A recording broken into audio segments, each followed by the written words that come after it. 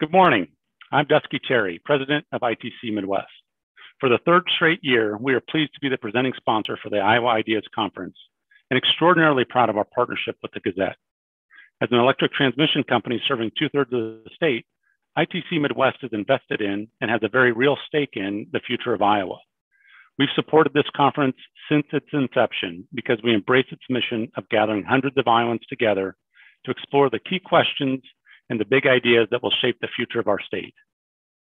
ITC Midwest was formed in 2007 to improve electric transmission reliability and increase transmission system capacity in Iowa. And we followed through on that commitment with more than $4.1 billion in capital investments to date. Our investments in the system not only serve the changing needs of customers, they also provide additional capacities to support economic growth and development of low-cost renewable energy resources. Our investments have resulted in a 62% drop in transmission-related outages since ITC acquired the system and began operating it. From extreme weather events, such as last year's derecho, to the unprecedented transition to renewable energy, from the rapid adoption of electric vehicles to the increasing focus on energy system resilience, the electric utility industry is suddenly in the national spotlight. All of these forces reinforce the critical role of the transmission grid to support the changing landscape and ensure consumers have access to low cost, clean, and reliable electricity. You know, we often talk about here at ITC about the power of connection, meaning connections are needed to deliver power to communities. There's also tremendous power when people connect to solve problems. Over the next couple of days, I hope you will engage in the breakout sessions, speak up during discussions, and share your ideas to create a brighter future. Open your mind to different points of view as we all work together to come up with the best solutions for making Iowa an even better place now and in the future. I want to thank you for your participation to help shape the future and wish you a great conference.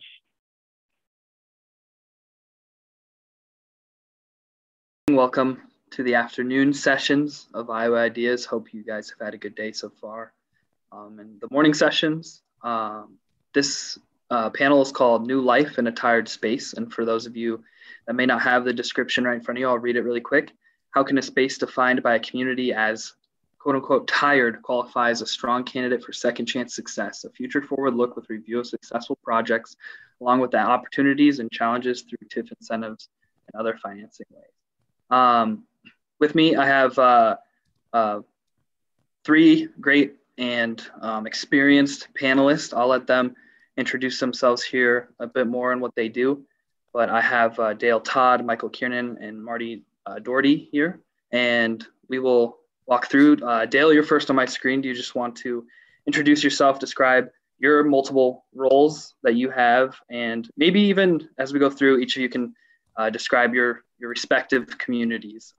People that attend this conference come from all over the state and may not have been to your community as much, so you can maybe describe a little bit about where you guys are in terms of development and population and a little bit of the differences between the three.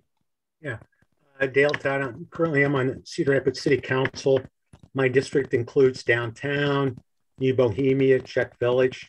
Prior to being on the council, I was the Commissioner of Parks and Public Property, and I ran the park system here in Cedar Rapids between 1998 to 2002.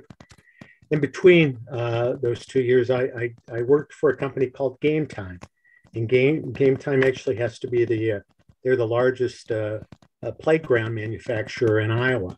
And so I had the real fun job of traveling throughout the state and building and designing large outdoor playground areas, destination playgrounds throughout Iowa. And for the last 10 years, since the flood of 2008, I work with the Hatch Development Group, and we build affordable housing throughout Iowa, primarily Des Moines, here in Cedar Rapids, but we're in Newton, we're in Dubuque, we're in Waverly, and we'd like to go places where most people don't go, where people see risk, we see opportunity. And there's a lot of those kind of places in Iowa.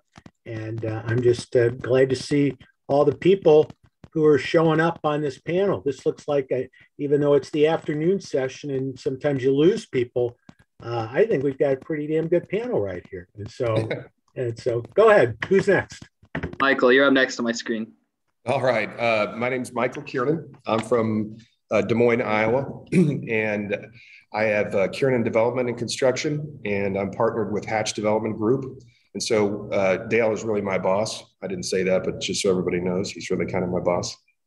But no, a little bit about my background. I come from, just like Dale, you come from different sides of the coin. I was a two-time at-large city councilman for the city of Des Moines.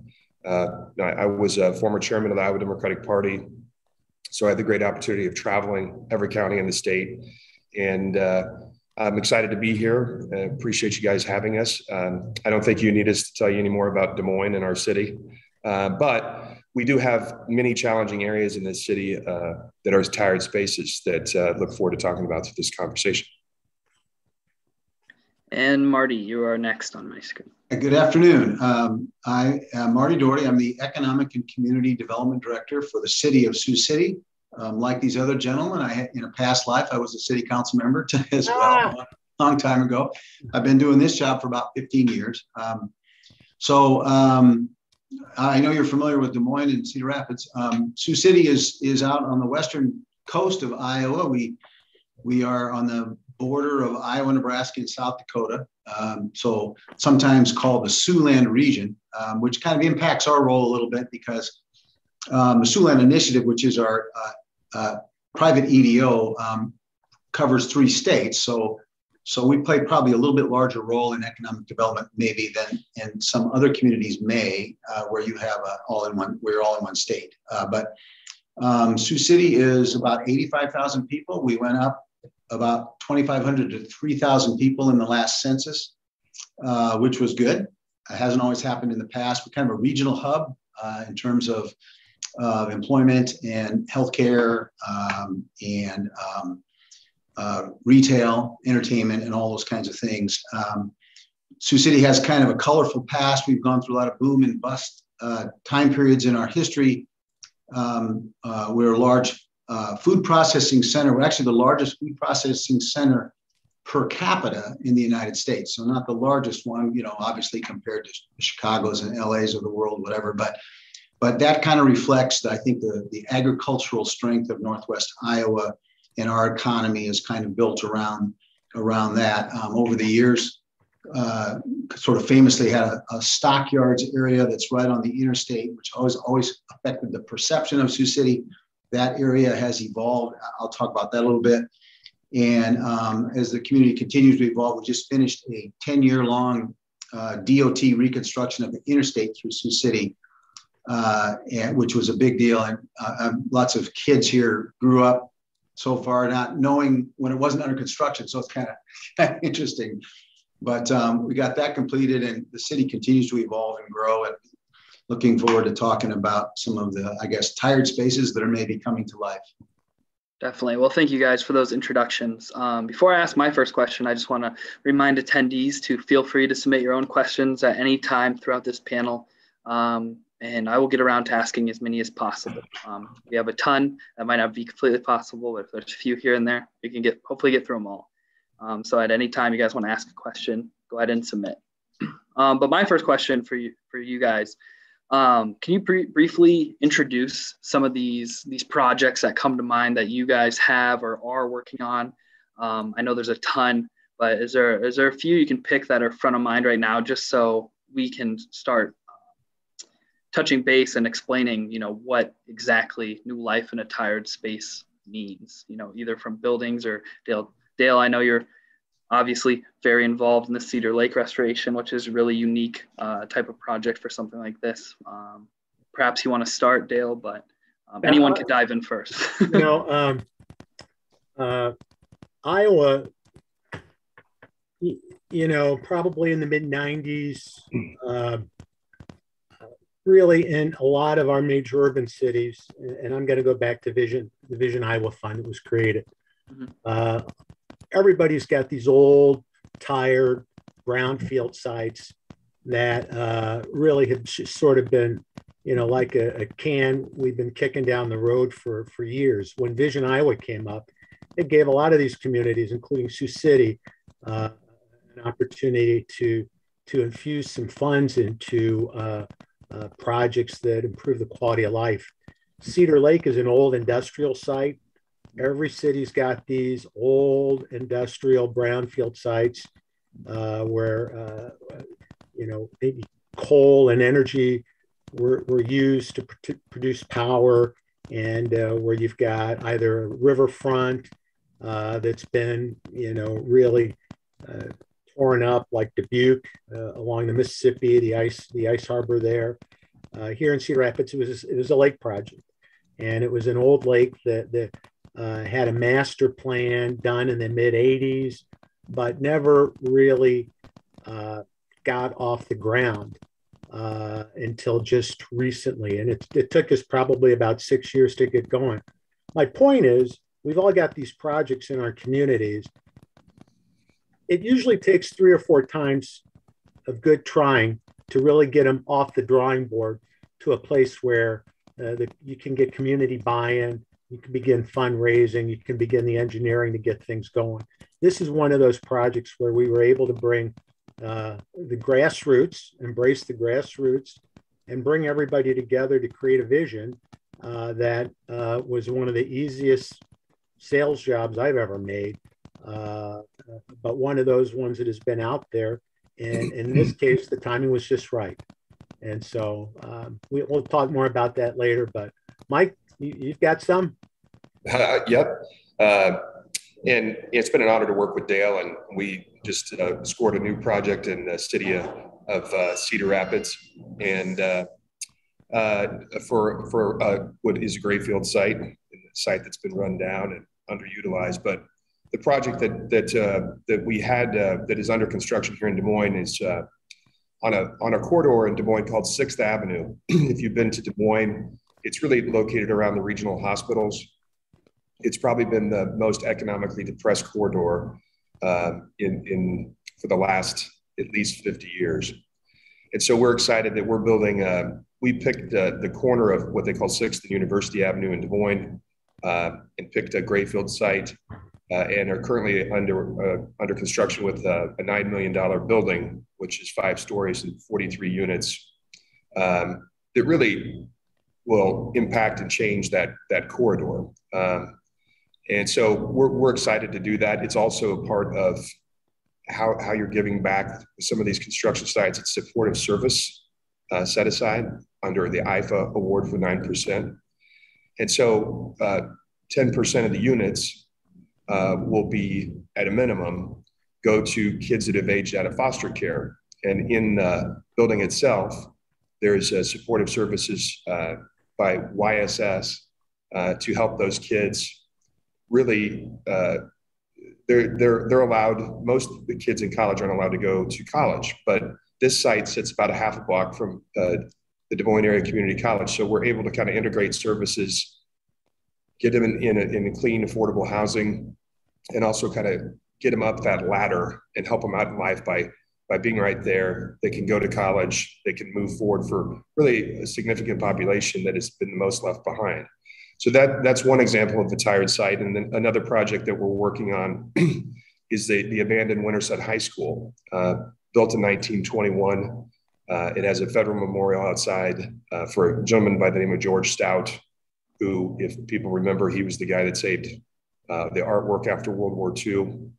Fun fact, he is also my, I'm related to him, actually. Are you? Sorry about it. So we can talk more about that later, though. Well, then we'll have you at the groundbreaking. But the city of Winterset has been very supportive, but many of the school board members kind of just wanted to rip the building down. It sits about a half a block off of the town square, and we saw it as a great opportunity to turn it into 27 affordable housing units for a community that is in desperate need of new housing. So we're currently working under a 4% bond program, and a project like that gets complicated because you've got 11 layers of financing, but things are coming together, and we believe we'll be able to start construction here in January and February. And we also believe that would have a huge economic impact on the city of Winterset by putting that many people, half a block off the town square. Really kind of helps energize those businesses that are really struggling in many of these small towns. Definitely. What about you, Marty? I know Sioux City has had a couple huge projects as well. Sure. I'll probably mostly talk about some downtown projects. Sure. A couple in particular, Warrior Hotel, which is a 10-story building that sat empty for about 35 years and is now a beautiful new hotel facility. And the Badger Building, which is a 12-story building, iconic building in downtown Sioux City. With, as Dale said, sometimes it takes a couple of times because the first attempt with the developer we worked with out of California didn't go so well. We're about to see a complete renovation of the building, which is really exciting, mixed use. Our downtown area has seen a series of historic renovations that are really turning a lot of these tired spaces into new opportunities for residential and other commercial and office uses. We also can think about that in terms of districts. There's a couple of historic districts in downtown Sioux City, Historic Fourth and Historic Pearl. We also have an adjacent area, West 7th Street, that we're also doing a project on. So multiple projects in the downtown area. I mentioned our Stockyards area. That's about a 25-year-long project at this point. The classic brownfield, grayfield kind of project where really less is more. We spent many years removing dilapidated structures and renovating those sites, repurposing those sites, but it's still home to some key employers in the traditional industry. So that's been, what is its identity? It's kind of always been the question. It's also on the front door to the community, which is really important. And we had 8 or 10 years ago, we had our largest employer, John Morrell, close, and we eventually acquired that site, cleared it, and that is the home to the new Expo Center, which we just opened, which is right on the interstate. Fantastic facility, so kind of changing that perception and image of Sioux City. It also mentioned our airport. We had a old World War II air base out there that was kind of abandoned, and we are one of only 2 cities in Iowa that have Air National Guard presence, and we're very proud of the 185th. But that base was kind of moved to a different part of the airport. So we've spent many years cleaning up and repurposing that part of the airport area. It's similar kind of challenges to where the city sort of has to step in and clear areas and then turn around and sell them to developers and so on. So those are some of the areas where, I think older communities just have to sometimes play the role of facilitating redevelopment, especially when they're larger sites and you have a kind of brownfield type situations. Definitely. From your guys' a little bit of varying perspectives, what makes an older space qualify for new life? Obviously, different spaces probably have some different rules, but what are like the characteristics that you guys look for in your work? What's the difference between a qualifying, hopeful space and an older space that either simply needs to be replaced or just kind of, I don't want to use the term demolish. That sounds really negative, but what's the difference? What are the characteristics you look for like a good qualifying project? Anyone can hop in first too. There's no order. I want to back up 1 second though. Sure. Sioux City, if you ever get a chance, it's on the other side of the world, but they really have done a good job. And there's some similarities between Sioux City and Cedar Rapids in the fact they both, they've got a river that's flowing adjacent to town, through the town here. The convention center, their convention center is right downtown, similar to our convention center. But there they were able to save, at least stabilize, a pretty significant amount of their older buildings. And so that allows them to have a little bit of a historic commercial district in their downtown. We weren't able to necessarily do that in a strategic way, but I look for places where, it takes vision and a willingness to sort of repurpose a space. But, the older buildings have character that newer buildings do not. And you can build You can go to some cities now, and this is one of the ironies. We build new buildings that look like old buildings in some places, instead of capturing the older, the older buildings when we can. But, you look at your downtowns, you look at where people flow, you do things, you think about placemaking and destinations, and then you try to incorporate, these buildings. Maybe they've been repurposed or not. You try to incorporate these buildings into a master plan, a downtown vision, a comprehensive plan, a comprehensive vision. And so it's not just one standalone, but it's a combination of things that when you put them all together, you've got synergy, and it works. And I think everything Dale said was spot on. And another piece of this that I know from, and Dale knows, and Marty Dougherty knows from the city's perspective, is that being on both sides of the coin, that none of this is possible if there's not a complete team making it happen. Because it becomes, you said, why choose some places and why not choose others to save the building or to build new there? And we all know that it comes down to economics. And sometimes if you don't have a complete team working together, it's just not financially feasible. So, for the projects that I want to be involved in, I want to build something or renovate something that will have a larger economic impact and spur growth in that area. Definitely. I agree with everything you've been said. Just looking at individual spaces or buildings, I think, first of all, the quality and the condition of the building is critical. Not every building can be saved. And I agree with Dale about character. Some of the older historic buildings have a character that's really hard to replicate and produces some great, unique spaces. I think developers and communities always face we often see the question of whether you want to do a historic renovation and utilize historic tax credits, which can be really significant, but obviously it's a much harder, longer process. And sometimes it's not the best way to go, rather just repurposing a building. And we often have long discussions with developers over particular buildings, whether it's better to pursue the historic tax credit route or whether to go and just take another approach to it where you don't have to deal with all the rules and regulations, but you have to come up with the funds in another way. So many of these older buildings are functionally obsolete, but they have great reuse potential, for example, for housing. Sad reality is we tore too many buildings down in our community and in a lot of places that today we wish we could have back, because those unique warehouse type office spaces are really in demand, and also for housing. So I wish we could go back and save some of the ones that did go down.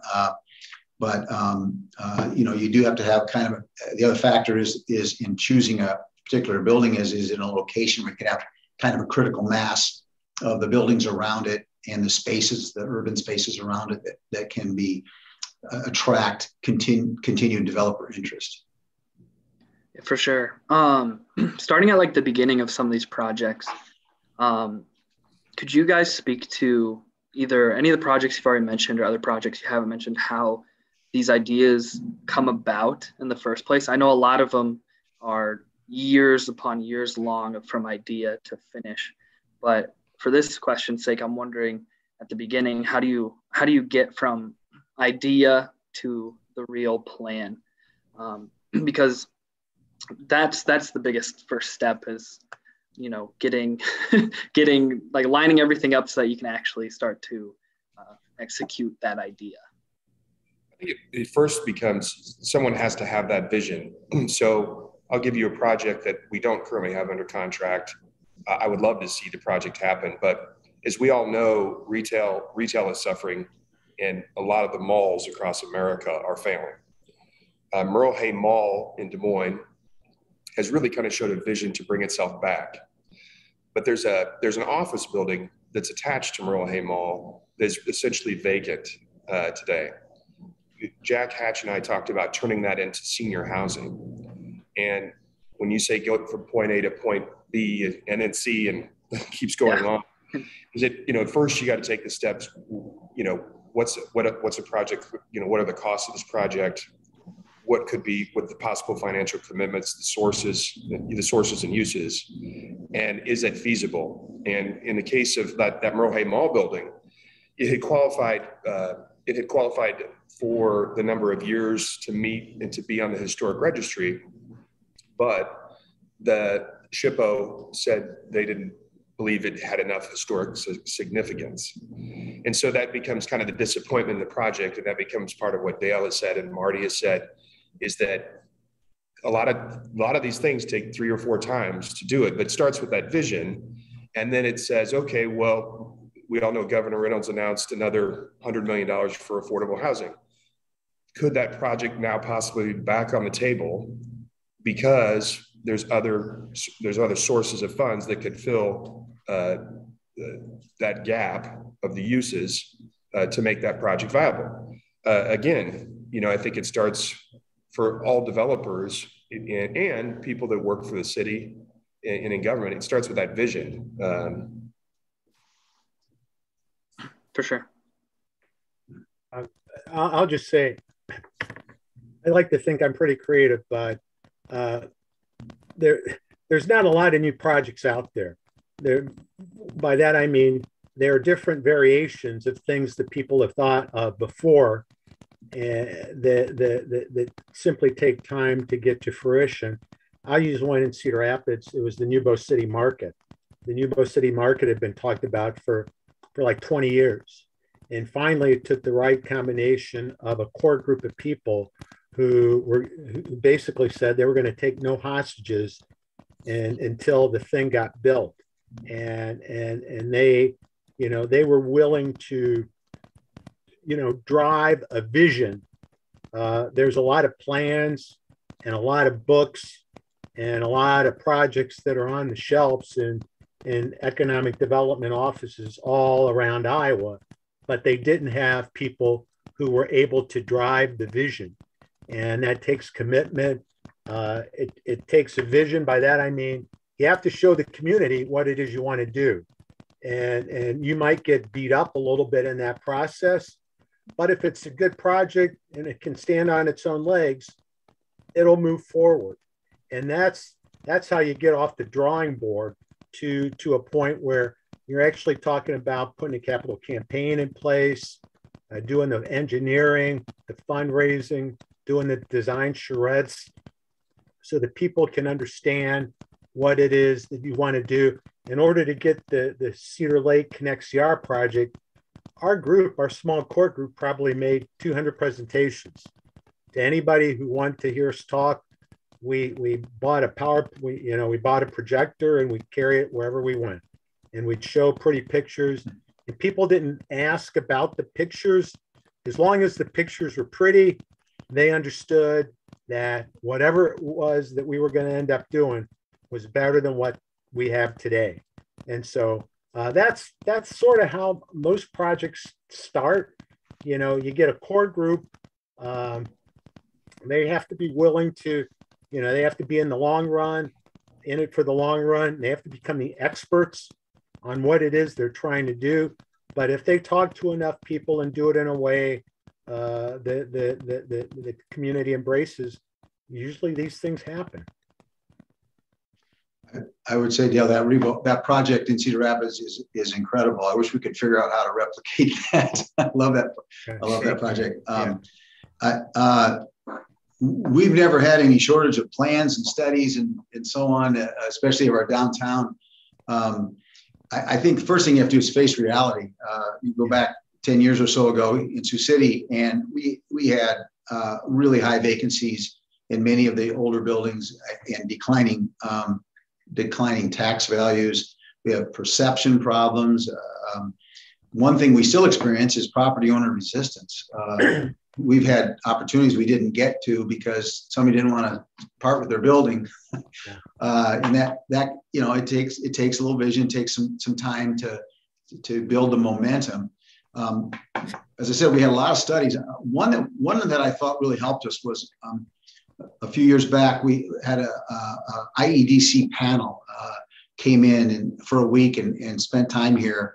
One of the things that helped us understand was the way to repurpose some of these historic buildings and the role that market rate housing could play. We had some affordable housing in our downtown. We really had no market rate.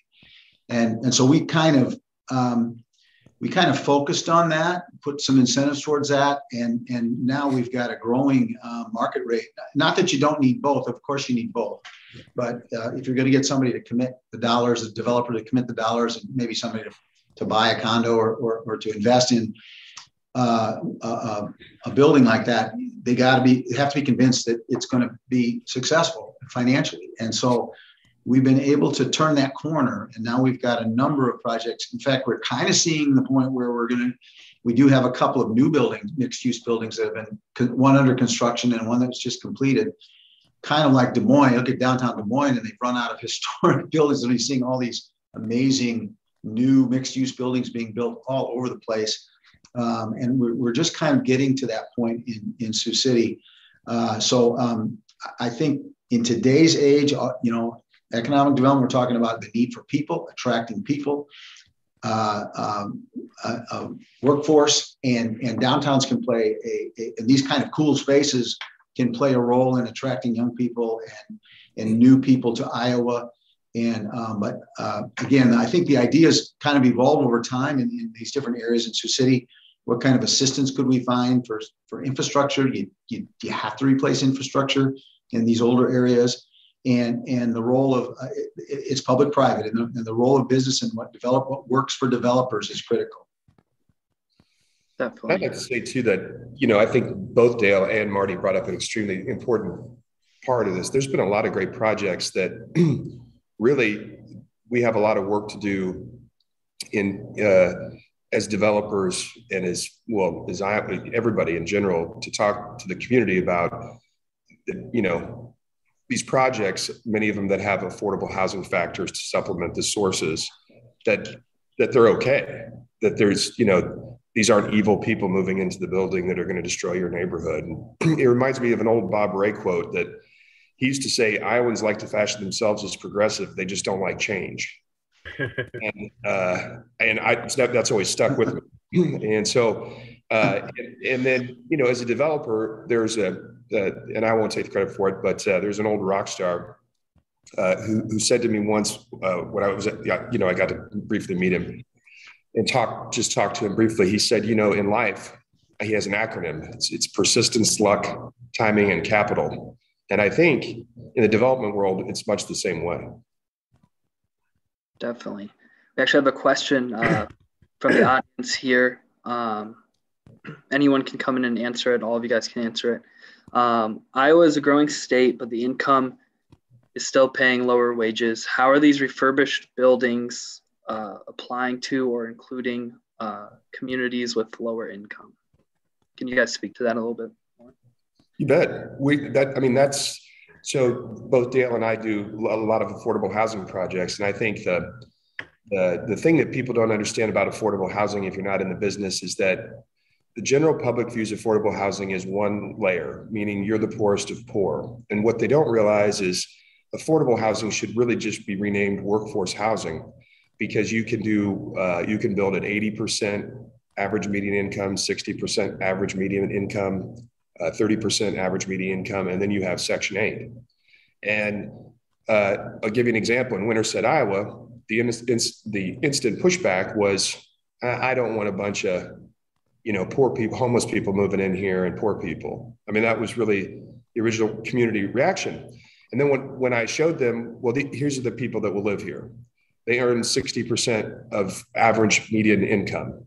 And what's that mean? Well, it means in Winterset, Iowa, if you make $55,000 a year and you're single, you qualify to live there. Well, in Winterset, Iowa, making $55,000, that's not poor. These are the people that are in the workforce and they're working hard every day. And there's just been so much misconception about the term affordable housing and who lives there. And your questionnaire is correct. The person who asked the question, there needs to be way more done for affordable housing. There's too many people out there today that are working, 60 hours a week and can't find a clean, affordable place to live. Marty hit on it a little bit earlier, and I'll tell you at least our company's philosophy. Downtowns and communities don't make it unless they're mixed, and you need a healthy balance of low income and higher end apartments in your downtown so that it works 24/7. The people that work in the taverns and at the bank, those are all people that are making, $20 to $25, $30,000 a year. They're out of school and they're paying their student loans, but they need to live downtown in a mixed apartment building. And because of COVID and other things, you're seeing downtowns now undergoing a transformation in the fact that office service and commercial isn't the big ticket item now. But in Iowa, people they're leaving rural Iowa and they're moving to the urban cities. And so there's not a city in Iowa that doesn't have a market study that shows that there's a significant need for affordable housing in these communities. It's just a matter of how do you get it. And the other thing now is that these communities downtown are having to go because of all the housing that they're providing. They're having to develop the other items like the recreational amenities and the grocery stores and those big ticket items that now you need in downtown to keep people, at least to retain them, to keep them down there. And so it's actually sort of an exciting time to be in urban planning and in sort of what we do, because there's a real need. And these cities, at least the aggressive, progressive ones, are literally undergoing transformation as we talk. I agree. And I would add, we're kind of focused on certain types of projects in this session, but we could have another session on affordable housing. That's a critical issue. And cities like Des Moines, Cedar Rapids, and Sioux City are entitlement cities. We have all kinds of programs for the creation of affordable housing and rehab of housing. In some of these kinds of projects, we've been able, I think workforce housing is the right phrase. Iowa has a fantastic workforce housing tax credit program that's now been re-upped, as you guys know. We've had a lot of projects that have utilized that. They just did a round of funding. We had 4 out of 6 projects in Sioux City funded, 2 that weren't, which we really feel bad about. They were still very good projects, but that program is making a difference. The state put more money into that program. I know there's more money going forward. It was basically frozen for a couple of years for the larger cities. And we had projects that were waiting on that. But they do the work up front, and they're not going to, most of the developers aren't going to go in there if they haven't done a, they don't know that they've got the projected rent is going to work for the market. And I think we've been fortunate to see some good developers bring housing in that workforce range that works for the income levels that we have in our community. And what we've seen, I'm sure this is true in many places in Iowa, both small and large, they're leased up or sold right away. They could double or triple the amount of money in the workforce tax credit program, and we would get a benefit from it. So that's where we are, I think, as a state. I mean, not in every suburb of Des Moines, for example, but in a lot of places in Iowa where that workforce housing is important for the people that are going to be living there, but also for your community to grow if you're going to have an opportunity to grow. Yeah, definitely. And you guys have kind of already mentioned this a little bit, but wondering if there's more to dive into here. Obviously, with a lot of these projects, community buy-in is super important, whether, like Michael, you were explaining, getting people to understand what workforce affordable housing means, or just in general, getting people to believe in a vision for a restoration project. How do you get an overall community to believe in a new vision for an older building or space? And how does that differ from community to community? Obviously, every project's unique. Every community is unique and has its own challenges. How do you decide how to approach, whether it's your own community or another community you're working in? How do you decide to approach to try to get that buy-in and belief from community members, not just leaders, but, residents alike? I think that I think Dale touched on this before. I think it takes persistence. I think it takes openness. I think it takes an open line of communication, a willingness on both sides to kind of find middle ground. I see, and you said that you think maybe every community is different. My experience from being on the Des Moines City Council or working on projects in all these other communities is that they really aren't that different in terms of the pushback that you get on projects. And I think from a developer standpoint, it takes persistence to keep going. I would have to agree with Mike. One of the unfair things about this whole issue is that quite often in communities, the critics get a louder voice than the folks that are trying to do good. And developers and city leaders, everybody, you have to do your due diligence, you have to do your outreach, you have to have your process that you go through. But at the end of the day, if you've done all that and you still haven't gotten anywhere, and if you really believe that the project is good, you need to move forward and you not be afraid to drive the vision. I've worked with neighborhoods before that have, for years, and I won't name them here, but for years, they have fought amongst themselves. And because of that, they have been unable to cobble together a vision that moves them to the next point and next stage. And so it takes a third party to come in sometimes and break bread and try to build consensus to the point where you can get to the next step. But I'm going to go back to the point, good projects happen, okay? If it's a good project, in due time, if you do the right steps, it will come to fruition. Sometimes it's bloody, but good things do happen. I agree. I think we've been fortunate in our community to have strong leadership at the elected official level and with our partners. I just think you start building it and you get momentum and people come on board. I guess my view of it is you lay out the vision, you invite people on the bus, and if they come along, that's great. And if they don't, well, thank you. But that's where we're headed. And I think we've been fortunate, as I said, to have leadership. And as people see the success, you see new life. When you see new life breathed into a downtown area, you see people living and working that weren't there before. You create some of those, you do that placemaking, that, a little park here or something there. In our case, our riverfront is an example of that. People start to believe in that. And not everybody's convinced. Sometimes people say, well, where are all these people coming from? Well, cities grow, communities grow, and states grow. And that hasn't always been true in the past, but I think Iowa has a lot going for it in today's world. A lot of good reasons to want to come here, move here, and be here. And if we can keep, building good neighborhoods and building good housing and job opportunities, that's going to continue. And you can't listen to the critics. I'm sorry. It's true.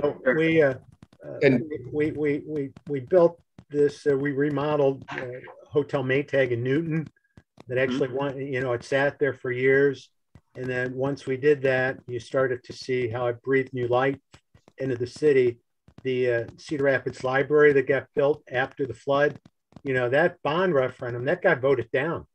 People didn't want to do that. The Alliant Energy Powerhouse, the U.S. Cellular Center, it took a couple tries to get that, that bond issue passed. But just think if that hadn't happened, there'd be a hole in the ground there. But a lot of communities go through the same thing, and it just takes time and doing your due diligence. Mike, did you have something? Yeah, I just, I guess I have if you've ever been part of these meetings on either side, but I remember when I was on the Des Moines City Council, there was an area of town that was more affluent, but it had older, beautiful housing stock, but there was no really like townhomes where people who maybe wanted to get out of a larger house and wanted to live in the same neighborhood, but there was really nowhere for them to go. And a developer had stepped forward and wanted to build this project. And you would have thought I would have cursed the Lord himself. I mean, the way people reacted, they'd fall on the ground in front of the city council, threaten your life. I remember going to the grocery store and having one woman chase me around when I was trying to buy some chili beans, because you got no protection. But the funny thing is, but what I think Marty said and what Dale touched on, the most important thing for people to listen to and understand is these local elections matter, because the people, the leadership Dale talks about and Marty talks about has to be there. So we ended up voting 4-3 to put these townhomes in this community. And the funniest part of the story is that I ran into the same lady who would chase me around the grocery store when I was just trying to, buy a product and get home. And she came up to, she said, "I just want to thank you." And because I thought when I saw her, I kind of tried to run the other way. And she said, "We decided to go ahead and downsize and we bought one of those townhomes."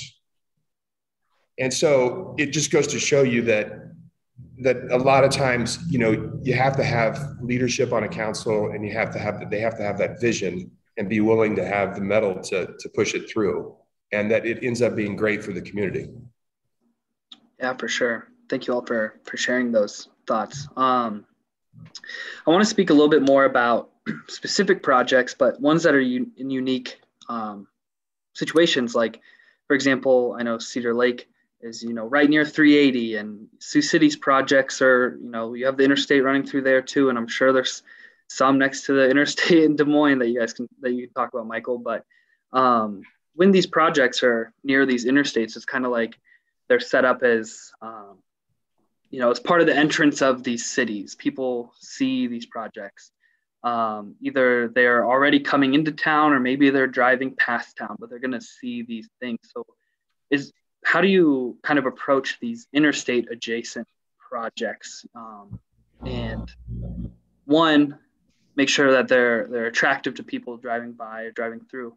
But two, also, interstates are noisy. There's a lot of cars. How do you kind of balance the pros and cons of having such a major roadway near these type of projects? If that makes sense. Yeah, it makes sense. And you're specifically asking about highways and not just thoroughfares or corridors. If you have specific projects in mind, but I only brought the interstate because I'm thinking of 380 and Cedar Lake specifically, and I know the Sioux City projects are pretty close to their interstate, but whatever you got coming to mind. Yeah, we didn't talk about it much. I heard Marty mention it once, but the word perception, in this day and age, when people are they're strapped for time, they don't dig deep into the issues. Perception is a real game changer for folks, and I mean, you can name Cedar Rapids or Dubuque or Iowa City or any of these cities that we have. Your first impressions of a city are, that's when you come into the town. And whether it's Omaha or Kansas City or even Chicago, that's part of the experience. And for Cedar Lake, you've got 140,000 people that go by it every day. And for years, it was really basically a brownfield site, still is. But that's going to be part of their perception when they come into the city. Waterloo, Cedar Falls, the same thing. And the best you can do to clean that up really can translate into economic development, tourism, just the fact that it might end up being a place where people might just want to stay and work. And so it behooves us all to think about that experience when folks are going through your city or around it. You want people to see your city, and you want it to be something that everybody's proud of. Sure. Yeah, I completely agree with that. In our case, our front door is kind of the riverfront. We started a riverfront project about 20 years ago, and it went really well. It's very nice. Then we had kind of a pause, and we had to wait for the interstate to be rebuilt. And our challenge in our downtown area is how to connect our downtown to the riverfront. I know that's true in a lot of communities, because communities often were built initially at the riverfront and worked out. Yeah, and it's a great resource for us. We're currently doing about a $16 million riverfront project in the area that had been it was originally our Riverboat Casino that was moved into the Hard Rock is in its downtown now. And then the DOT used that as the staging area for about 10 years of the construction. So we are now our leadership, our council is committed to doing a very, very nice urban style park on the riverfront. And then we're doing our best to figure out to connect trails and pedestrian access and so on to our downtown. We're not there yet. We've still got some areas that need to be redeveloped, but I think the concept is good. It kind of becomes your identity. Every city has some kind of identity whether you like it or not. In our case, we did some surveys years ago and found out our identity was negative or neutral at best, neutral. So you're trying to establish that. I want to mention the Iowa Reinvestment District program. I know that's a lot of communities were involved in that. We were involved in the first round. It ended up being about $150 million worth of investment, public and private. The Expo Center that I mentioned earlier was one of our signature projects. It's right on the interstate. We couldn't have done that without the way the reinvestment district works. We had some hotels, and you get those sales tax receipts and hotel receipts, and then you put them into these projects. And we actually have 10 different buildings in 4 different projects that we were able to get out of that 25-acre minimum that they gave you. I think the second round is maybe larger, but that was a real critical moment in our history, I think, and we've really been able to get a lot out of that program. I say that because I think Iowa needs to continue to be aggressive and innovative with programs like that. I wouldn't do that one again the same way. It was really hard to work with, but in the end of the day, made a huge difference to our community. And I think if I was going to be competitive, which we need to be, and get more workforce and more people coming to Iowa to live, we have to keep that momentum. We have to have another program like that in some way. I think one of you guys, Dale, I think you mentioned the Vision Iowa program from years ago. That made a big difference here too. We need to be competitive in the country and in the world, and quality of life, those kinds of placemaking things, giving people reasons to come here and live here. That's the right way to go. It made a difference for us, and I think the state needs to figure out the next level of that. Michael, did you have anything to add there? Just don't want to pass you. No, that's all right. People do it all the time. I think Dale and Marty have done a good job. I know in the city of Des Moines, it's not so much the development on the interstate itself. When I was on the council, we spent the money for the investment to build new bridges because the old ones are kind of tired and worn down. And so when you come through Des Moines, and they're beautiful at night, they light up and they're blue, and it really. We have a river that runs right through our city as well. And so I think it's things like that cities can do that really, it does change your impression, just the aesthetics of it. First impressions. For sure. We have another question from the audience here. Anyone can take this if they can. How can citizens help reconcile the financial needs of developers with the vision of city planners? Could you repeat the question? I don't mean to be the former politician, but just to say it again. For sure. How can citizens help reconcile the financial needs of developers with the vision of city planners? Okay, I'll take it. Michael mentioned it earlier. These projects, really are a partnership, and and in these projects, and I'll just use us for an example, we take the risk. You know, all projects don't work.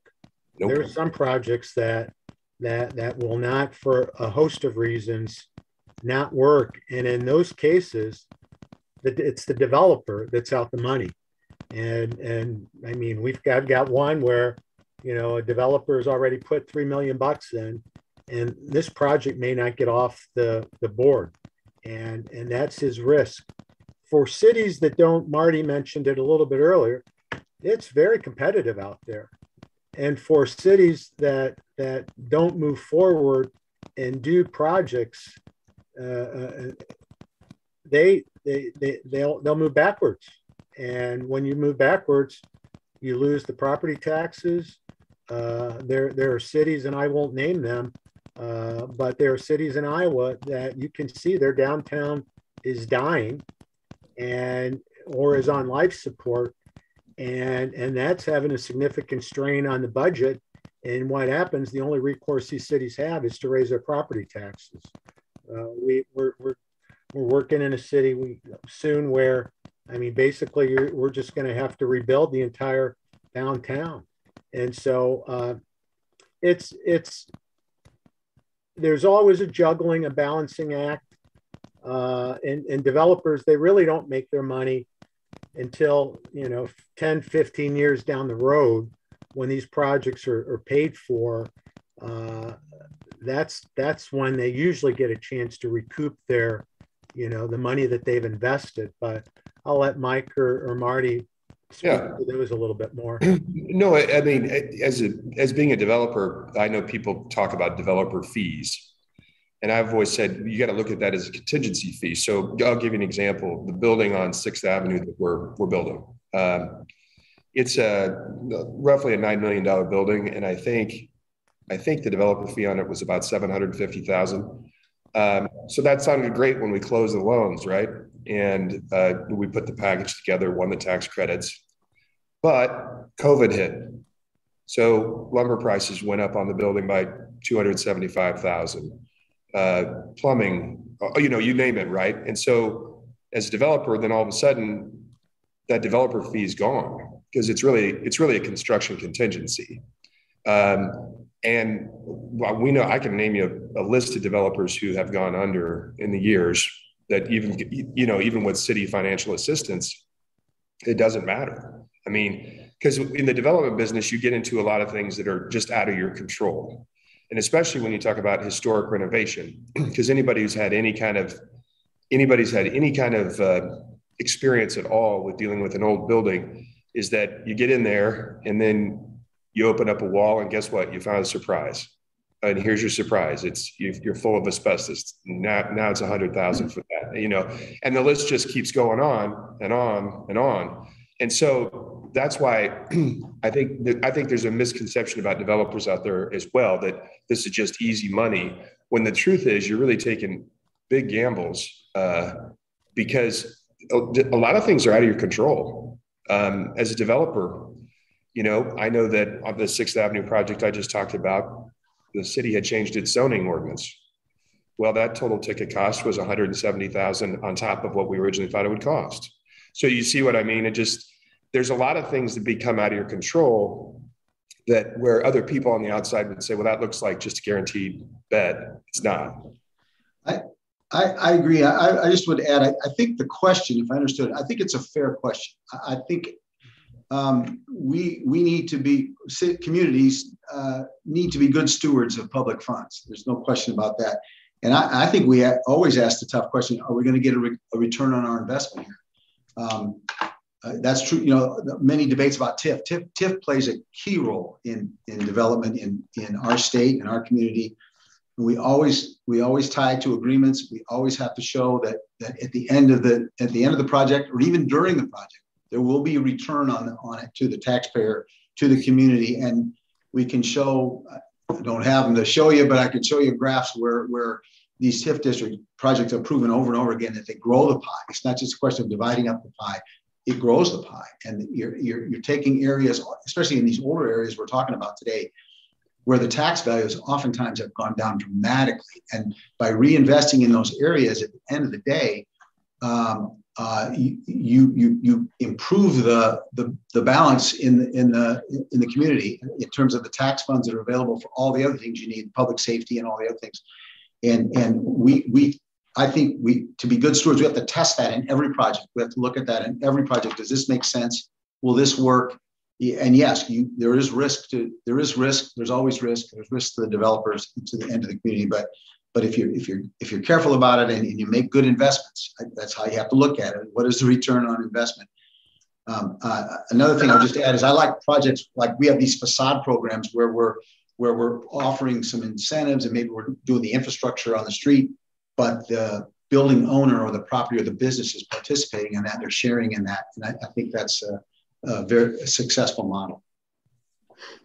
Definitely. I got the couple-minute warning here, so maybe I'll just ask you guys if you have any final thoughts or things you want to say about current projects, keep people in the loop, or anything along those lines.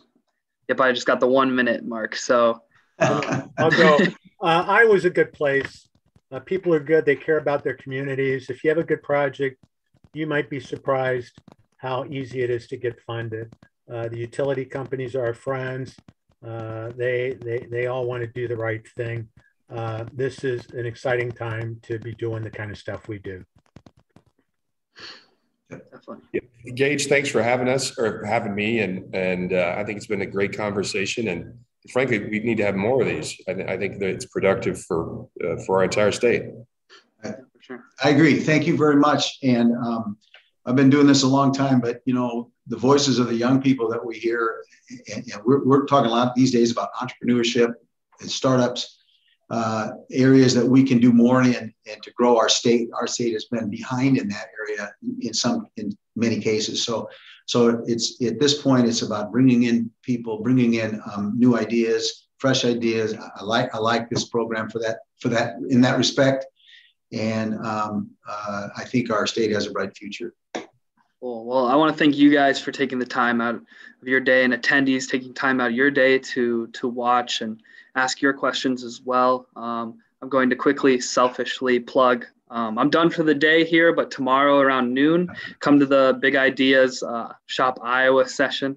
I think it'll be a good one. But other than that, all the panels are great. Hopefully you keep showing up this afternoon and come back tomorrow for more. Thanks, Gage. Thank you. Thanks. Thanks, everyone.